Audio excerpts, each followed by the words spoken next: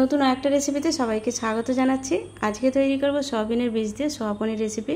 তার জন্য 1.5 কাপের মতো সয়াবিনের সিডস আমি আগের দিন রাতে ভিজিয়ে রেখেছিলাম। তারপর দিন এটা মিক্সিতে দিয়ে আমি পেস্ট বানিয়ে নেব। আর ভিজিয়ে রাখা যে ক্লিপটা ছিল সেটা দুর্ভাগ্যবশত ডিলিট হয়ে গেছে। আসলে রেসিপিটা অনেক আগে শ্যুট করা ছিল, ব্যস্ততার কারণে এডিট করা হয়নি, তখনই হয়তো কোনো কারণে ডিলিট করে ফেলেছি। এরপর সয়াবিনের বীজগুলোকে হাতে করে ভালোভাবে ঘষে ঘষে ধুয়ে একটা মিক্সিং জারে নিয়ে নিচ্ছি। আর সয়াবিনের বীজগুলো ভিজে রাখার ফলে কিন্তু অনেকটা নরম হয়ে যায় আর উপরে খোসাগুলো খুব সহজেই উঠে আসে। চেষ্টা করবেন খোসাগুলো তুলে ফেলে দেওয়ার, তো যতটা সম্ভব হবে তুলবেন, বাকিটা ওই অবস্থাতেই মিক্সিং জারে দিয়ে একটা পেস্ট বানিয়ে নিতে হবে। তার জন্য 1.5 কাপের মতো জল দিচ্ছি। জলের পরিমাণটা একটু বেশি লাগবে, তাহলে কিন্তু পেস্টটা খুব স্মুথ তৈরি হবে। এরপর মিক্সিতে দিয়ে একটা মিহি পেস্ট তৈরি করে নেব। আর পেস্টটা হয়ে যাওয়ার পর এটাকে ছাঁকার জন্য রেডি করব। তো পেস্টটা আমার মোটামুটি রেডি হয়ে গেছে। এরপর একটা পাত্র নিয়েছি, তার উপর একটা ছাঁকনি দিয়ে একটা সুতি কাপড় দিয়ে এই পেস্টটা ছেঁকে নিতে হবে, মানে সয়াবিনের যে মিল্কটা তৈরি হয়েছে সেটা আলাদা করে নিতে হবে। তো আমি একটা সুতির কাপড়ের উপর ওই মিল্কটা ছেঁকে নিচ্ছি। প্রায় দুবারে আমি যে পুরোপুরি মিল্কটা তৈরি হয়েছে সেটা আলাদা করে নেব। তো যেহেতু আমি খোসাগুলোকে অনেকটা হাতে করে ঘষে ঘষে বের করে দিয়েছিলাম, তার জন্য কিন্তু এই ছিবড়েটা খুব বেশি তৈরি হবে না। চাইলে খোসাগুলোকে বের করে দেওয়ার পর এই পেস্টটা করে নিতে পারেন, আবার চাইলে নাও বের করে দিতে পারেন। তবে খোসাগুলো বের করে পেস্টটা তৈরি করলেই ভালো। আর চাইলে যে সয়াবিন মিল্ক হয় সেই মিল্কটা এই পর্যায়ে এসে ফুটিয়ে এটা বাদামের সঙ্গে সার্ভ করতে পারেন। এটা কিন্তু সয়াবিনের পনিরের পাশাপাশি মিল্কটা আমাদের হেলথের জন্য খুবই উপকারী। অনেকে এইভাবেও মিল্ক তৈরি করে খান।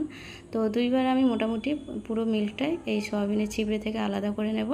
আলাদা করে নেওয়ার পর এটাকে তৈরি করার জন্য গ্যাসের উপর একটা প্যান বসাবো। আর যেহেতু আমি পরিমাণটা খুব কম নিয়েছিলাম, তার জন্য খুব বেশি পনির এখানে তৈরি হবে না। চাইলে আপনারা পরিমাণটা বাড়িয়ে নিতে পারেন।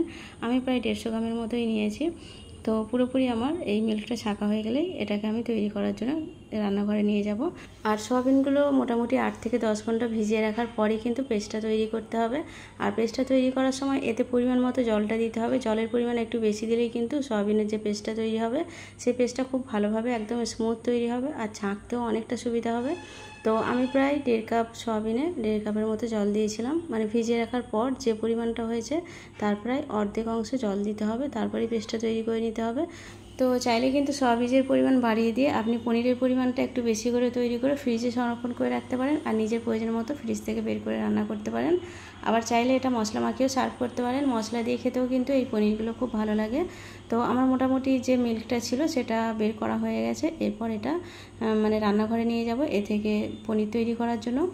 তো এরপর গ্যাসের উপরে একটা প্যান বসিয়েছি, প্যানের মধ্যে এই মিল্কটা ঢেলে দেবো আর গ্যাসেরটা মিডিয়ামে রেখে অনবরত নাড়তে থাকতে হবে যতক্ষণ না এই মিল্কটা ফুটতে শুরু করে। আর গ্যাসেরটা লো টু মিডিয়ামে রেখেই কাজটা করতে হবে, হাই হিটে করলে কিন্তু নিচেটা ধরে যেতে পারে।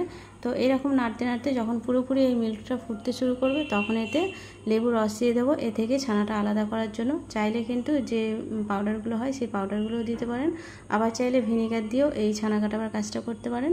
তো আমি একটা ছোটো সাইজের লেবুর পুরো রসটা একটা বাটিতে বের করে নিয়েছি। এরপর রসটা দিয়ে অনবরত নাড়তে থাকবো আর গ্যাসেরটা লো টু মিডিয়ামে রেখে কাজটা করছি। তো রসটা দেওয়ার পর অনবরত নাড়তে থাকবো, নাড়া কিন্তু বন্ধ রাখলে হবে না, তা না হলে নিচেটা ধরে যেতে পারে। আর রসটা দেওয়ার সঙ্গে সঙ্গে কিন্তু এইভাবে দুধটা কাটতে শুরু করবে। তো যখন একদম ছানা আর মিল্ক আলাদা হয়ে যাবে তখনই কিন্তু গ্যাসেরটা অফ করে দেবো। তো কয়েক সেকেন্ড এইভাবে নাড়তে নাড়তে কিন্তু আস্তে আস্তে দুধটা কাটতে শুরু করে দেবে। পুরোপুরি কেটে যাওয়ার পর গ্যাসেরটা অফ করে দিয়ে এই কড়াটা নামিয়ে নেব। নামিয়ে নেওয়ার পর হালকা ঠান্ডা হলে কিন্তু এটাকে ছাঁকার জন্য রেডি করব। তো এখন কিন্তু পুরোপুরি মিল্কটা কেটে গেছে আর ছানাটা আলাদা মতো হয়ে গেছে। এরপর এটা নামিয়ে হালকা একটু ঠান্ডা হয়ে যাওয়ার পর একটা ছাঁকনিতে ছেঁকে নিতে হবে। তো সেই একই কাপড় আমি কি করেছি ছাঁকনির উপর দিয়ে এইভাবে কড়াটাকে নিয়ে ছানাটা ছেঁকে নিচ্ছি। আর ছেঁকে নেওয়ার পর আবারও হালকা একটু জলটা ঝরিয়ে নিতে হবে, মানে কেটে যাওয়ার পর যে জলটা হয়েছে সেই জলটা আলাদা করে নেওয়ার পর এটাকে এই অবস্থাতেই আমি একটা প্লেটের উপর বসিয়ে রাখবো। তো এইভাবে একটু চাগিয়ে রাখলেই কিন্তু এ থেকে জলটা আলাদা হতে শুরু করবে। তারপর এটাকে প্লেটের উপর বসিয়ে দিতে হবে। তো এটাকে আপনি যেভাবে যে পাত্রে রাখবেন সেরকমই কিন্তু এই শেপটা তৈরি হবে। তো আমি একটা প্লেটের উপর এইভাবেই রেখে দেবো জলটা ঝরিয়ে নেওয়ার পর। আর প্লেটে রাখার ফলে কিন্তু এটা একটু রাউন্ড টাইপের তৈরি হবে। আপনারা চাইলে চৌকো কোনো পাত্রে রেখে দিতে পারেন, তাহলে কিন্তু পনিরগুলো চৌকো চৌকো হলে কাটতে সুবিধা হবে। তো আমি একটা এরকম একটা ফ্ল্যাট প্লেট নিয়েছি, এর মধ্যে এইভাবে বসিয়ে দেব। বসিয়ে দেওয়ার পর উপর থেকে একটা স্টিলের প্লেট নিয়েছি, তারপর একটা ওয়েট দিয়ে দেবো যাতে এটা ভালোভাবে একটা শেপ তৈরি হয় বা একটা আকৃতি নেয়। একটু ওয়েট দিয়ে দেওয়ার পর এটা 1.5 থেকে 2 ঘন্টা এইভাবে রেখে দিতে হবে। তো আমি বাইরে রাখিনি, ফ্রিজে রেখে দিয়েছিলাম যাতে ভালোভাবে এটা সেট হয়ে যায়। তো 2 ঘন্টা পর ফ্রিজ থেকে বের করে নিয়ে এটাকে আমি পিস পিস করে কেটে নেব। চাইলে বেশি সময় রাখতে পারেন, বেশি সময় রাখলেও কিন্তু কোনো অসুবিধা নেই। তো আমি যেহেতু ব্যস্ত ছিলাম তার জন্য ফ্রিজে রেখে দিয়েছিলাম। তো হয়তো 2 ঘন্টা হয়েছে বা একটু বেশি সময় রাখা হয়ে গিয়েছিলো। তারপর এটাকে আমি এইভাবে চাগিয়ে হাতে তুলে নেওয়ার পর ছোটো ছোটো পিস করে কেটে নেব।